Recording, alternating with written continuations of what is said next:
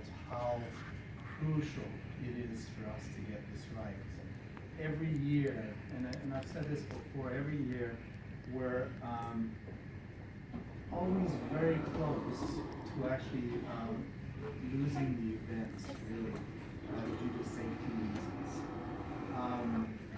It's really important for us, come on in, it's really important for us to make sure that everybody understands their roles on the road and that everybody follows them as it was described. So, so that you guys understand, some of you might know this, every year we're talking to the police, we're talking to the Cooma Shire and the Cooma Monaro Shire. There's a whole bunch of regulations we have to apply to have our event on the road. And every year there's a bit of a debrief after the cycle challenge to see how it went with the New South Wales Police. Now, there's a lot of regulations that some of you who've done it and some of you who've done it many times before know about. Some of you might be new. That sometimes might not seem to make sense, or sometimes might seem to indicate that there's a better way to do it. There's a reason why the regulations are as they are. There's a reason why follow vehicle needs to be very close to the cyclist, the bunch of cyclists. There's a reason why the cyclists can't string out on the road. And there's a reason why that front vehicle has to be far ahead and out of the way.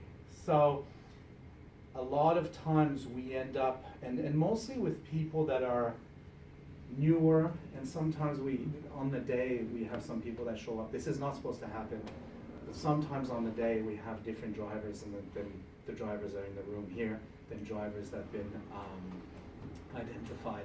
And a lot of times that's who we have a little bit of problems with because they haven't been part of the briefing and everything. So hopefully that won't happen this year, but what the big message is to really understand what the briefing's about, understand what your role is as driving the vehicles. If you have questions, please ask them.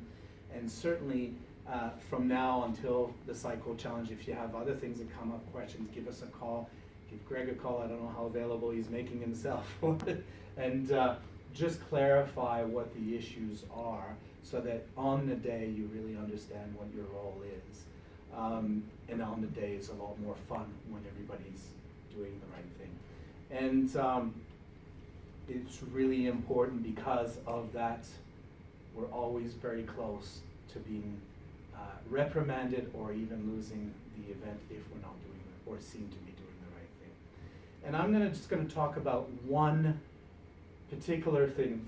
I don't know if you guys know, I drive the luggage truck every year. And I pass 6-7 bunch in the morning all the way up to Cooma, stop at Cooma, I have lunch, more bunches go out again, and I'll pass another 6-7 bunch again. So I see a lot of things, one. Two, and so the ride coordinators that are out there, they see a lot of things, but two, I'm a truck. It's a little bit more difficult to get around, it's a little bit more difficult on the road. And most of the teams, most of the drivers do the right thing. There is one thing that I see that's a little bit of an issue, is that lead vehicle. The lead vehicle you have in front, it's incredible. And who's driving lead vehicles over here? We've got a few yet. Good, we've got a few. It's really important that people that drive the lead vehicle understand that their sole purpose is to actually alert the oncoming traffic that there's cyclists somewhere back there. Okay? The lead vehicle needs to stay out of the way of the traffic as much as possible. It does not need to be in front of the cyclist, in view of the cyclist. It can be half a kilometer, it can be a kilometer away. As long as it's ahead of the cyclist, you're alerting the traffic coming the other way. And I don't know if you can envision, you've got your follow vehicle behind 12 cyclists, okay?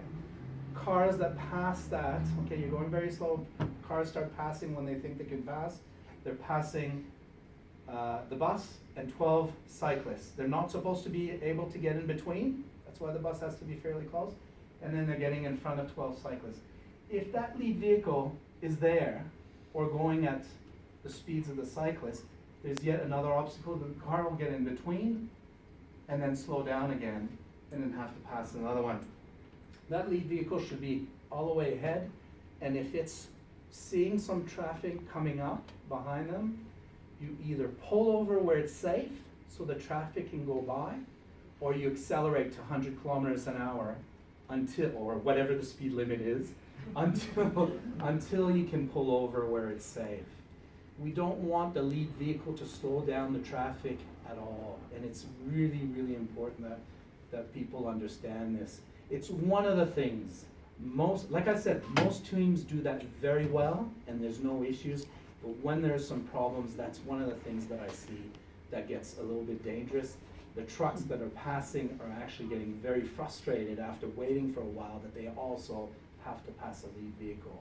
The lead vehicle should not slow down any traffic whatsoever. So that's my little bugbear anyways of how it is. Just remember, follow the rules, be safe, and we're not gonna have any problems. And it's more enjoyable for you guys also when you're very clear of what needs to be done. Listen to the ride coordinators. We've got 4 ride coordinators on the road. If there's some problems, they might be coming up to talk to you guys, say, listen, we've seen this and that.